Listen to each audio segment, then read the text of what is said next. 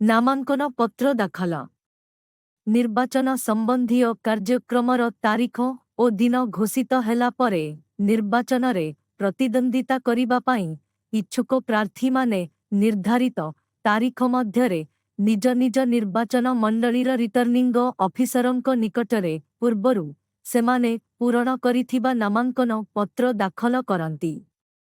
प्रति नामांकन पत्ररे प्रत्येक प्रार्थींक नामकु अन्यून जणे मतदाता प्रस्ताव करिबे एवं आउ जणे मतदाता समर्थन करिबे एवं प्रार्थी निजे निजर सम्मति प्रदान पूर्वक एथरे स्वाक्षर प्रदान करिबे। नामांकन पत्र दाखल पाई एक निर्दिष्ट फर्म रहिछि जहाँ निर्वाचन आयोग द्वारा प्रस्तुत करा जाइछि। प्रायतः अनेक प्रार्थी विभिन्न राजनैतिक दल द्वारा समर्थित होइथांती। ता छड़ा स्धीन प्रार्थी बा निर्दलीय प्रार्थी माने मध्य निर्वाचन रे प्रतिद्वंदिता करंती। प्रत्येक प्रार्थी नामांकन पत्र सहित निजर आयर परिमाण और निज विरोधरे थुबा फौजदारी मोकद्दमार सूचना दाखल करंती।